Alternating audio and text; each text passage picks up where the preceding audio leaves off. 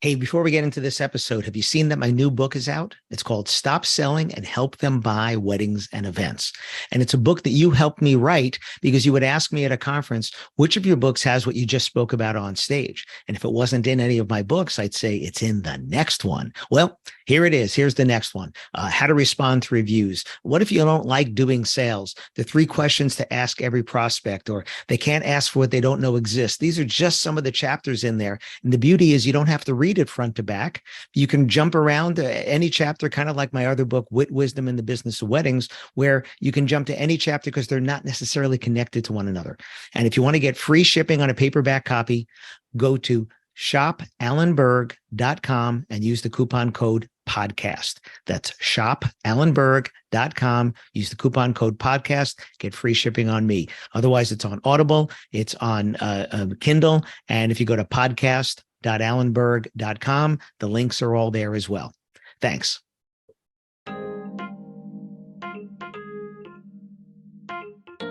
How can you be intentionally inclusive? Listen to this episode and find out. Welcome to another episode of the Wedding Business Solutions Podcast. I'm your host, Alan Berg. I'm a speaker, author, sales trainer, website reviewer, and I help businesses like yours sell more, profit more, and have more fun doing it. Enjoy this episode. Hi, it's Alan Berg. Welcome back to another episode of the Wedding Business Solutions Podcast. I am so happy to have my friend Kirsten Palladino on from Equally Wed to talk about intentional inclusivity. How you doing, Kirsten? I'm doing fabulous. Thank you, Alan. And I said, don't mispronounce your name. And I did it anyway, because the more you think about not doing something, you do it anyway, right? Exactly. That's what you do. That's what you do. Kirsten, I got that, Kirsten. So you reached out to me. We've known each other for years anyway, but you reached out to me, and I've wanted to have somebody on, and I wasn't sure exactly I hate to say angle because it sounds wrong, but the way that I want to speak about this, because I speak about it from the stage at DEI, but intentional inclusivity. So when you reached out to me, what were you thinking that how this is going to go? What I was thinking is something that I'm observing in the wedding industry. I run a wedding magazine, and we've had that for 13 years. So I'm in constant conversation with wedding pros and the couples who they serve. And something that I see a lot of in the wedding and event industry are people saying, well, I'm inclusive. I serve everyone. I'm welcoming, I love everyone. I don't have a problem with anyone. And that is amazing. Absolutely. We want that. But there's so much more we could be doing. And it starts with our intentions. So I just had this with a client just the other day. I'm looking at his website and I look at his contact form and it says bride, groom. Yep. And this is something a lot of people are struggling with, because what is the phrasing? Because a lot of them are clunky, right? There's a lot of clunky phrasing there. So what would you suggest to people that want to be inclusive? And this is one of those places he wasn't trying to be exclusive, but he didn't realize that's exactly what he was doing, because when it says bride's name is groom's name, and if there's 2 brides or 2 grooms, or not using those phrasing at all, what is the phrasing? What should we use? Well, the easiest one is the least romantic, least industry related partner 1, partner 2. Right. But, we're in the business of love and celebration. Sometimes that can appear boring. So you can put bride, groom, marrier, gender neutral terminology for someone getting married. Or you could have, let me back up. You can have bride, groom, marrier, or just marrier. People who don't identify as a bride or groom will appreciate seeing marrier, but people who are brides or grooms also see themselves in marrier or celebrant. They know that that's who you're talking about. But I do want to add that, so we've been running Equally Wed magazine for 13 years, and 98% of our readers identify with the title bride or groom. So there's nothing wrong with these terms, but you want to make sure that your language doesn't indicate that you're assuming there's one bride and one groom. So that's a start. I like to offer a gender neutral option as well. But if you just have bride/groom and bride/groom for people to fill out, that is a huge leap forward than having a name spot for the bride and a name spot for the groom. So this is the field name of bride/groom/marrier, as opposed to someone puts a name and checks a box that they are a bride, a groom, or a marrier. Is that a problem? Either one Okay. depends on your tech savviness. It depends on your what website builder you're on, all of those things, but either of those work. Would you, assuming the tech is available to someone, would you prefer that someone was able to identify themselves that way? Or would it, because otherwise we don't really know, right? If it says bride/groom/marrier, they put a name, and let's say they say Chris, okay? You don't know. Would it help you, the business? And would it also help the person who's getting married to be able to say that, this is what I prefer. I prefer to be called a marrier, prefer to be called a groom. Right. I think that you have to decide if you need to know that stuff right away. Okay. If you're giving them an opportunity just to tell you who they are, and they see that you are recognizing that there are other wedding titles besides bride and groom, that's all they need to know about you at this point. And you just need their name. And then when you're sitting down asking about their vision or to tell them about your products or services and all of those things, you can ask, so what wedding title titles are y'all planning on using? And they may say, well, we haven't thought about it. And you can say, oh, well, there's bride, groom, marrier. We can be creative and come up with something just for you. And then have that conversation face-to-face or on the phone, email, all those things. But I think, and I believe I've heard you say this from the stage before, Alan, you want to remove as many barriers as possible for them to get in contact with you. Right. Right. And so I could see it both ways. I could see on the one hand where you could have that phrasing, you have a field for a name, and then you say your preferred, how did you call it? Preferred. Oh, wedding titles? Wedding title, preferred wedding title, and let them tell you up front, which I could see as a business would help you when you're writing back to them. If you know that it's a bride and a groom, or if you know it's two brides, or if it's two marriers, or a marrier and a bride or a groom, or whatever it is, could also help you in your language. And that's the reducing the friction. If I'm using your language, you being the customer's language, they feel more comfortable.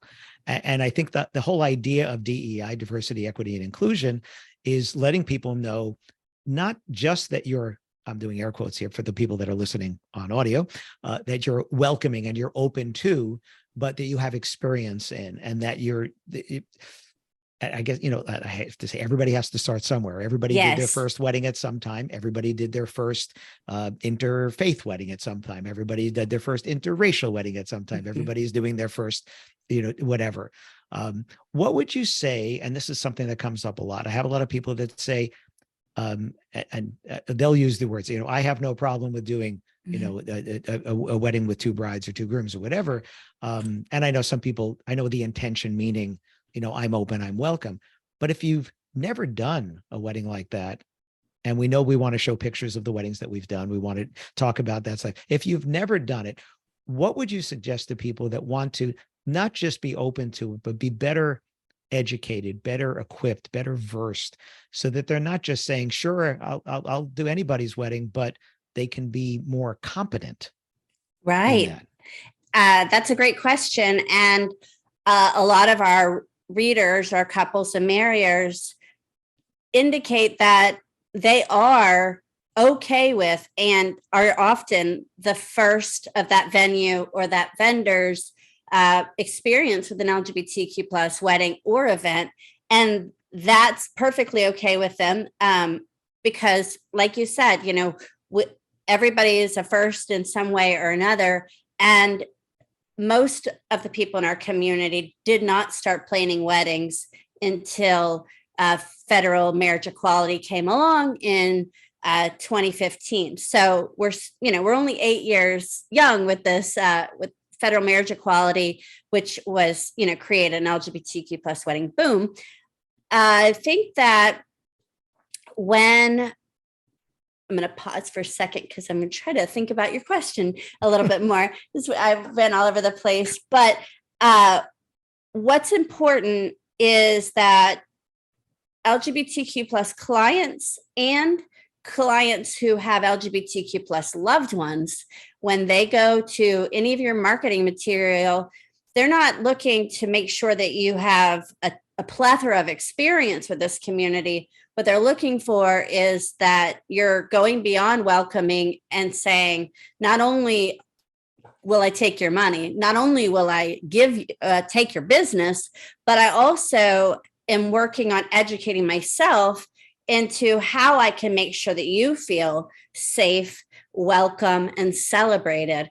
And that comes through with all types of different education and learning what's the most up-to-date language and best practices with the LGBTQ plus community. Because what we were saying 20, 30 years ago is not always okay now. And things that we're saying now weren't even in most people's vernacular 20, 30 years ago. So things are changing, and you want to make sure that you are staying on top of that to offer the perspective that, yeah, this might be your first, but you're going to show up in the way they need you to. Right. I think it's part of the conversation with them is, I want this to be the best for you. And you're going to help me as much as I'm going to help you. You're going to help me. So if I get something wrong, call me out on it. Right. Right. And if there's something that you want, something you've seen, I know for me, I got my education with Catherine Ham. So she used to be president of gayweddings.com, and Bernadette Smith. So Bernadette wrote a book, The Business of Gay Weddings. My son had done her first cover and whatever. That's a little promo there. Anyway, but I read the book and I realized that there's a big difference between being open to and competent. And then Catherine Ham has a book, The Art of Capturing Love, yes, which is a photo book. She didn't take the pictures. Wonderful photographer. But she wrote the narrative in it. And I'm looking at these gorgeous pictures and I'm reading the narrative and I'm just getting hit in the face with, I never would think that. Like I could never, my mind couldn't go there. Like, who's going to walk you down the aisle? Well, maybe nobody's going to walk me down the aisle. And then there could be 2 aisles, or there could be no aisle. And, your vision is what you know, right? This is, what you've seen. And I'm reading this book and I'm just loving the artwork. And I'm reading this going, wow, there's so much that I didn't even know that I didn't know. Right. And then we have our alphabet soup, right? Because it used to be LGB, LGBT, LGBTQ, LGBTQ plus, or there's an A somewhere in there, right? Sometimes or whatever. So where is a good place? Obviously, Equally Wed is a good place for this, but what are some resources for people who, like you said, keep up with the vernacular, keep up with what's going on? What are some ways to do that? Well, definitely, I wish Catherine was still in the industry, but her book is still around, The Art of Capturing Love, I think. It's on my bookshelf. Yes. Okay, good. I have it on one of my bookshelves too. That's available for photographing LGBTQ plus couples. She did that with Thea Dodd, great photographer. Bernadette's book, she might have more than one actually. Second edition, I think, she's already on that. And Bernadette has expanded her reach to DEI education for more than just the LGBTQ plus community. And then she still has her online course at the Equality Institute for getting certified in LGBTQ plus weddings. I have a course teaching LGBTQ plus inclusivity for wedding and event pros on equallywedpro.com. And then if you can get so much information for free. We've got blogs, posts available on equallywedpro.com that we update, as well as our social media. But just go into Instagram and search hashtag LGBTQ weddings or LGBTQ wedding vendor, because more and more wedding vendors are coming out as LGBTQ, and their focus is serving the underserved market. Not all of them, but a lot of them. And so they're offering education based on what they're seeing in the industry. And they're sharing the weddings and events that they're producing or photographing, and showing, giving ideas like the 2 aisles or all these different things like pronoun pins at the entrance, or different ways to introduce the wedding party and not call them a bridal party, all kinds of different things. We've got 13 years worth of real wedding and real engagement content on equallywed.com, where we have featured hundreds, maybe even 1,000 LGBTQ plus weddings and engagements, to learn about, like, one of the things in our community that I really haven't seen outside, but please let me know if you have seen this, in the cis-het/straight community, are double proposals. That's something that's pretty unique to us, where one partner will propose and either the other partner drops to a knee and has a ring in their pocket too, or proposes back in like a year's time. That happens so often in our community, and it's so beautiful. And I really think it's quite unique to our community. So just paying attention to what's happening, and then also paying attention to LGBTQ plus news. The political is personal for our community. Are wedding vendors being sued for not working with us or for not wanting to, or what's everybody's take on that? And you can connect with, or you don't even have to connect. You can stalk at 3 a.m. and read what people are saying or talking about on TikTok, and just zero in on all those different conversations to educate yourself. So all great stuff. And you said this very fast, though, equallywedpro.com. Okay. Yes. In case you didn't catch that, equallywed.com is your site for both vendors and couples, but equallywedpro.com would be the industry side of that. Exactly. Okay. All right. So this came up the other day with a client of mine. We used to have a bridal suite where the bride would get ready. What do we call it now? So I recommend having 2 similarly sized, well-appointed wedding suites, dressing suites, something gender neutral. It could be really original to your town, like the second line room and the beignet room, or the Jackson Square room. Yeah. Jackson Square room, or right. Dogwood and Magnolia. Right. But try not to make one overly frilly and girly, and the other one masculine with cigars and a pool table, or, right. Because people have different tastes no matter what their orientation or identities are. Right. No matter who the secondary person getting married there, who may not be in touch with the vendors as often, they are still really important. And so we want to make sure, no matter how they identify or who they are, that they feel important as well. It's no longer just about the bride. It could be 2 brides, it could be 2 grooms, it could be 2 marriers. You just don't know. And in some cases, more than 2, but we're going to stick to the 2 here. Right. Well, and again, this just came up the other day, and I said, well, there are get ready rooms, but that doesn't sound very exciting, the get ready rooms. But wedding suites, right? I mean, there's just different ways that you can do this. And this is what we're talking about here, is intentionality, is really analyzing. And this is where somebody like yourself with equallywedpro.com or with any private consulting, whatever, where you have to start looking at your stuff the way they do.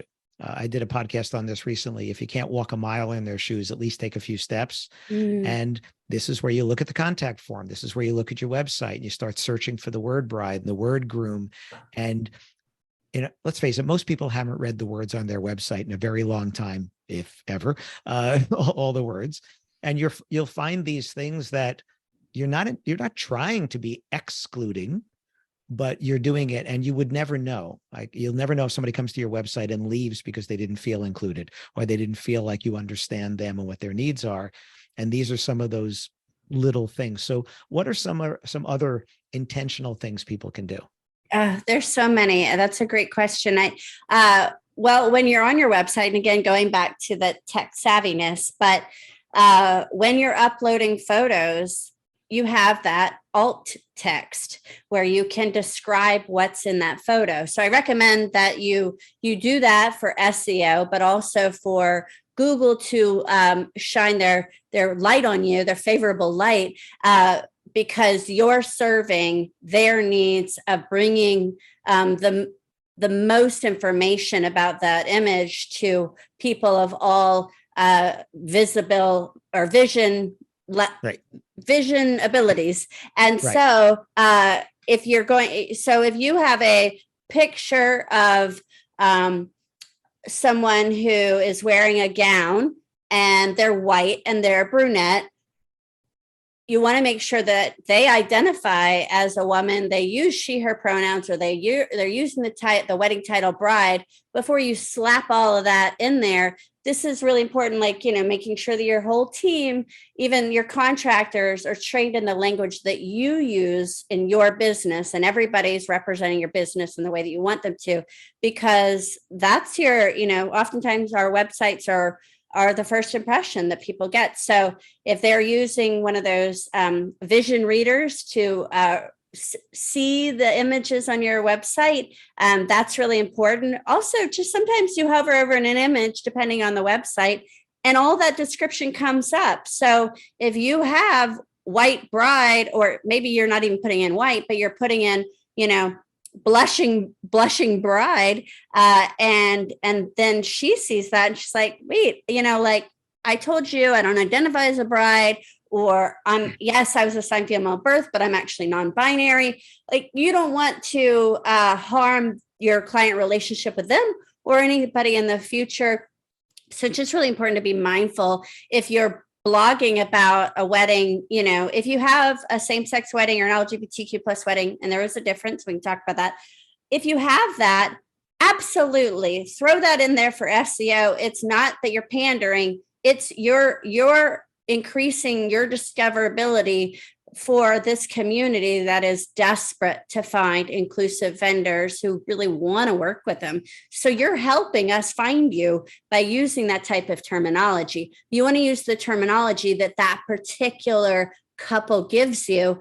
I recommend you use the broad terms when you don't know. So LGBTQ plus, and yes, you can throw some more letters in there, but you don't have to.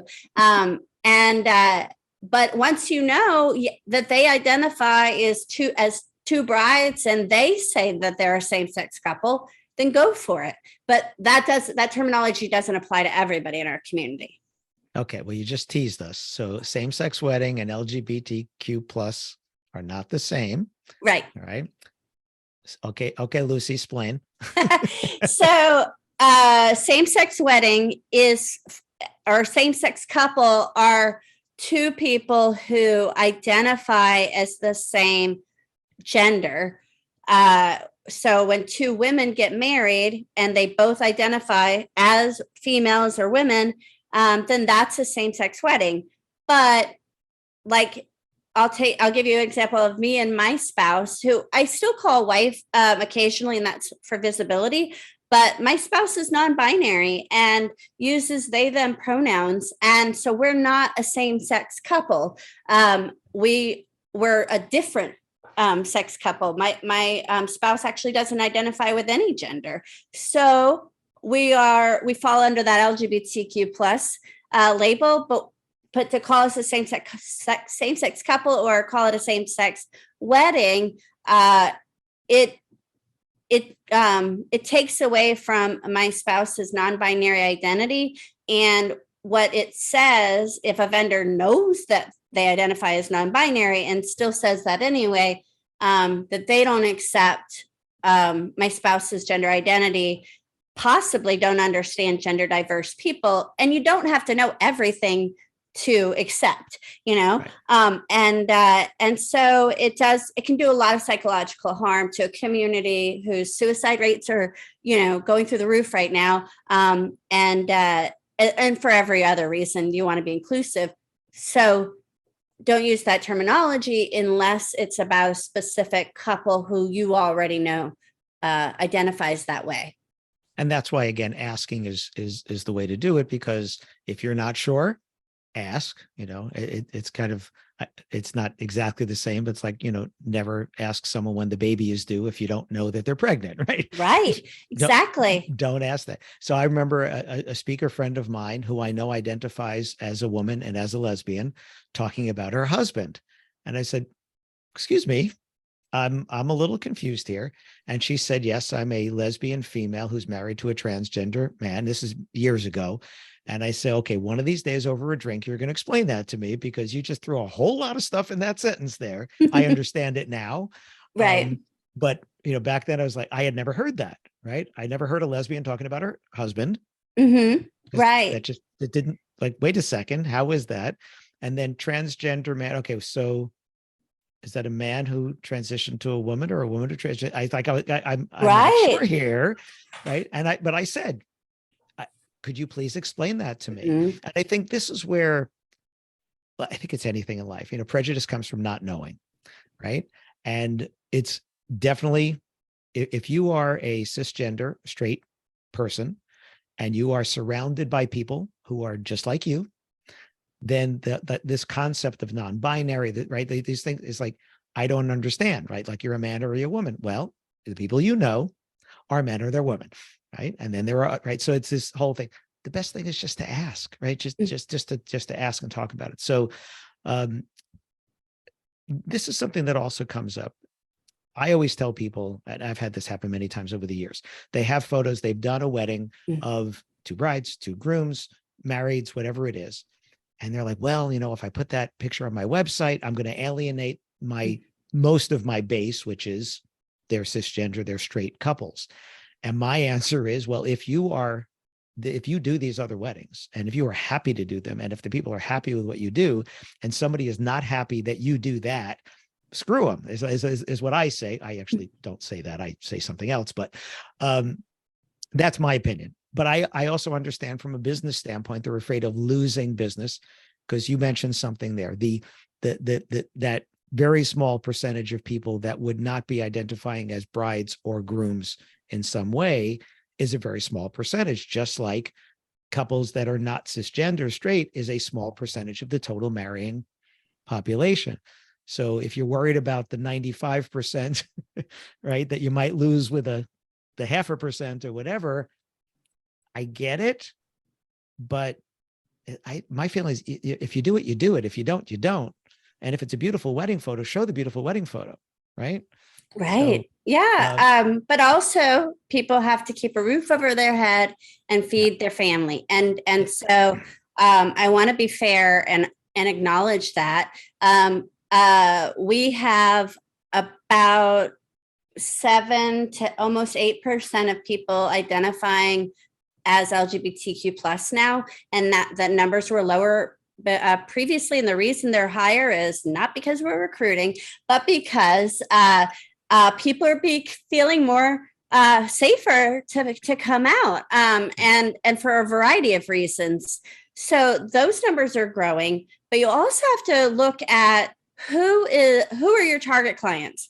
Is your target client somebody who may be older and has a different way of thinking and might be offended by an image like that? Or is your target client the 25-year-old who is growing up in a world where that's a lot more acceptable? So you have to think about, like, and yeah, I know somebody's saying right now, well, who's paying for the wedding?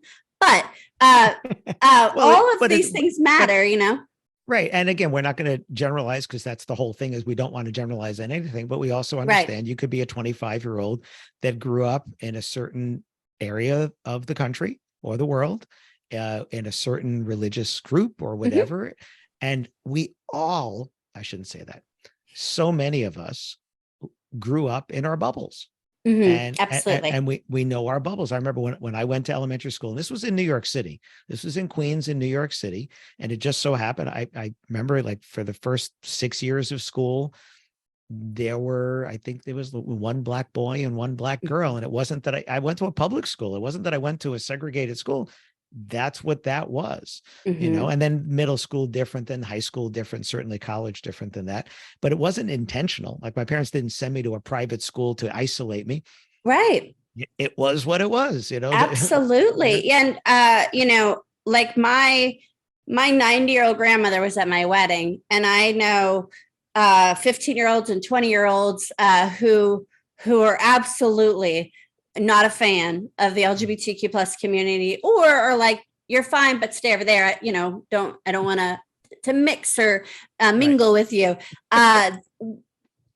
Everybody has a different worldview and opinion, and that's based on so many things. Like, none of us are all of who we are because of one experience or what our parents said or what we learned in school or one movie. Like, we can never now narrow it down to that. But I think that it's really important to understand that the demographic of people of Gen Z, they are coming out. Their numbers of LGBTQ plus identifying are higher because not just because they're feeling safer, but also because the vocabulary of the LGBTQ plus community is growing, and people are learning about, like, well, demisexual. So demisexual means that I don't really feel romantic or sexual interest in somebody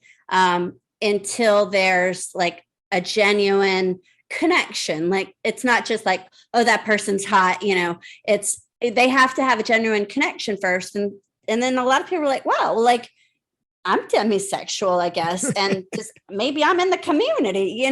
So, like, that, like, all of these different ways that people are exploring themselves and understanding who they are, and that's a journey that they're on.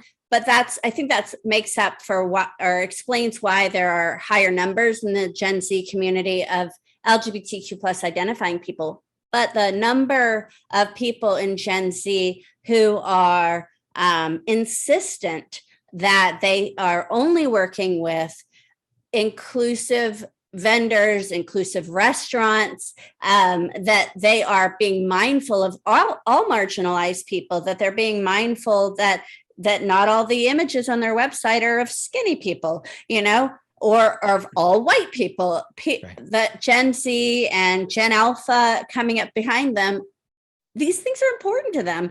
And so if it's important to you, and it doesn't have to be, but because you're tuning in, I'm hoping that it is. If it's important to you, people are not going to just see your beautiful avatar or your logo or your other weddings and go, wow, I bet they're a great person for me. Right. They need to see something in your work or in your language that reflects that you are being intentionally inclusive of their community. And if you haven't done it only because it hasn't come your way yet, have that conversation and say, listen, you see my work. All right. I'm a DJ, I'm a photographer, I'm a videographer, whatever. You can see the beautiful work that I do. Right. And you can see all these different people, and I'm showing diversity, but I've not had the opportunity yet to do a wedding with, and fill in the blank, whatever the pronouns, whatever their personal, wedding language is. Right. And if you'll give me the opportunity, and if you'll work with me, I would like to make this the best wedding I've ever done with your help. Right. I think if that's what I would say to someone is, give me the chance. And then, of course, give me photo credit. Give me permission to use the photos on my website. Of course, yeah. But it's like anything else. If I, as a consultant, somebody comes to me and I've not worked with that, like I work outside the industry when I'm asked, I don't look for it. And if somebody comes, I will say, and I've said it many times, let's talk about what your needs are. Mm-hmm. And if I'm the right fit, let's move forward. And if I'm not, let me refer you to somebody who is. Right? Because again, you have to feel comfortable with that as well. I'm reminded of my she's 92 now, my aunt saying to me about her grandson, who's my cousin, fill in the blank, his name is gay. I was like, yeah, like we've known for years. Like, nobody said it, but Yeah, like we've known. But what I love is this 92-year-old, and my uncle passed this year, is 93. Their love and acceptance for this couple, like going to their house for dinner and hanging out with them, and just that they can, at their age, right, that they can see this and they can see the love and accept that. Unfortunately, they're going to be getting married. The other groom's parents are not so accepting. It's funny that the 90 somethings are, Yes. right. But I just remember that conversation. She was like, hey, he's gay. I was like, yeah, like we've all known. I think since he was 12, I think we've all known. But I also think about like Rock Hudson as a movie star, playing this macho ladies man, whatever, and then having to be in the closet because would affect his career back then and stuff like that. That not being the case now, that being like, you can just be who you are and it's okay. We look at TV commercials, when certainly when I was a boy, I think when you were younger, you saw skinny white people in pretty much every commercial. Right. And now I look and you see these interracial couples and these same-sex couples, or you see these LGBTQ couples just living life. Crazy, just like when you look outside.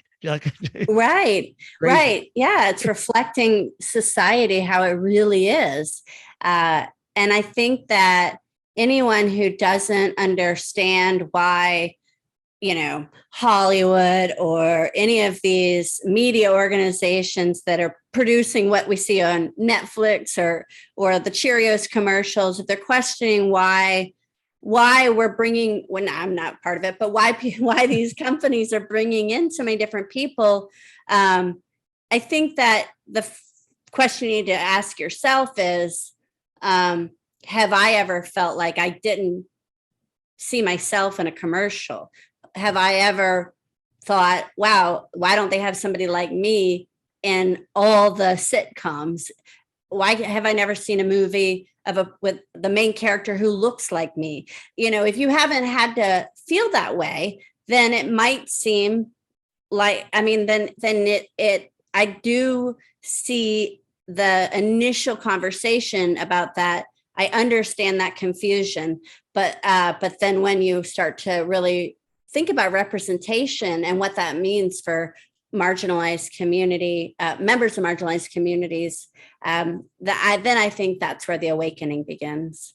Right. And it's all about education. And when you don't know, and when you choose to learn more and to be better, it doesn't matter what it is. You want to be a better photographer, you want to be a better florist, whatever. I remember in 2004 when Massachusetts passed the law allowing for same-sex marriage, and I was VP of sales at the Knot, and somebody called me up and just railed at me like, why don't we have a same-sex section on the website or whatever? And I said, well, have you ever searched for commitment ceremony? Because at the time, commitment ceremony before or same-sex marriage on our site, because there were years where the Knot was doing the couple of the year, and in like 1999 or something, 1998, the couple of the year was two women named Chrissy. They both were named Chrissy, which is kind of wow, funny. 1999. Right? Yeah, but this person never looked. They're just railing at me, and I said, I don't need a gay flowers section because the flowers aren't gay, right? I don't need a gay music section or a gay food section. I said, what we need is people who say, I want to celebrate the love of my couples. And if a couple comes to me and says, I want great food for my wedding, and we happen to be two men, two women, whatever, yes, we can do that. We can do that. But I said, I don't need a gay food section, right? Or gay, right. That was because it's like, that's not what the community is looking for. What they're looking for is to know that this is a safe space to me. Because we mentioned Catherine before. Catherine said to me one time, she said, we were talking about, same-sex marriage at the time, because that was the language that was being used. Right. She said to me, same-sex couples have to come out to every vendor, not just for their wedding, like just about anything. Like, will you do business with us? Right. That thing. And that's something I never had to think about. And until she said it, I was like, wow, okay, that is, I can't imagine that. I can't imagine going and saying, hey, this is me and my wife. Is this okay? Yep. And Yeah. that's happening every time. So I think, because we're running long here because this is such a great conversation. The idea of intentional. I love when you brought that to me and you said intentional inclusivity. It's not about I am inclusive. Intentional inclusivity is saying, what can I do to take away those barriers? What can I do to find where I'm being unintentionally exclusive, right? Right. So, So we ask our readers a ton of questions so that we can serve them better, but also so we can turn around and serve the wedding industry better and make sure that everyone is able to do their best with the best information. Our readers, the number one complaint they have year after year after year is we don't know who we can trust. Let them know if they can trust you. And you need to do it by updating your language and using photography that they can see themselves in. And if you don't have any, you can do a style shoot with real LGBTQ plus people. And I have advice about that on our site. I know we're running behind, I have a style shoot course, but I think that really, if you are using real LGBTQ plus people in your shoot, you can reach out to LGBTQ plus vendors in your town or region who you can find on Instagram if you don't know them, or just reaching out to your local LGBTQ plus or equality center, even if it's not just focused on queer people, and make that connection. See what you can do for them too before you ask for something in return. Volunteer to photograph their next fundraiser, or to do florals, or help them plan it, or get the word out, or anything at all, or march with them at Pride, and start building a relationship with the community, and you'll see your business thrive. So equallywedpro.com, right? And they could find out more about what you do for the pros and the course you mentioned and stuff. Equallywed.com. That's your magazine. That's your website over there, which again is not all photos of LGBTQ plus couples. You have cisgender straight couples, right? Well, we're exclusively for the LGBTQ plus community, because we want to continue to offer that safe space where it's just for us and there's no tokenization. I just do want to drop in. So cisgender, means that you identify with the gender you were assigned at birth. The majority of humans are cisgender. The majority of people in the LGBTQ plus community are cisgender. So when we're talking about what classically has been called straight, we now say cishet, because there are some trans people who identify as straight. Your gender identity has nothing to do with your sexual orientation. So we have cishet, and then we have LGBTQ plus. That's, pretty much like the two separate columns. So I hope that's helpful for anyone who's ever heard cishet and wondered, what is that? Is that on equallywedpro.com? Is there stuff about all that? Of this stuff? All of this stuff is, Okay, good. So if your head is exploding now with alphabet soup, and now we've added more to the pot there, equallywedpro.com. The link will be in the show notes here as well. Kirsten, thank you so much for suggesting this. Thank you so much for coming on. I'm looking at the time, and we could just keep talking about this. So we will probably have you back and talk some more about something around this, but it's a great conversation. And that's, again, communication is where it starts. So thank you for starting the conversation with me, so we can start the conversation with our listeners here. Thank you for tuning in. Like I said, the show notes will have all the stuff about Kirsten, about Equally Wed, about Equally Wed Pro. And please tune in for the next episode of the Wedding Business Solutions podcast. Thank you so much. Thanks for listening to this episode of the Wedding Business Solutions podcast. If you liked it, please subscribe to this channel and post a review on your chosen platform, Apple Podcasts or whichever one. If you have any questions about anything in this episode or any of my episodes, email me directly at alan@weddingbusinesssolutions.com or visit my website, alanberg.com, alanberg.com. If you have any suggestions for future topics or guests that you'd like to see, please again, email me or visit my website. Thanks for listening.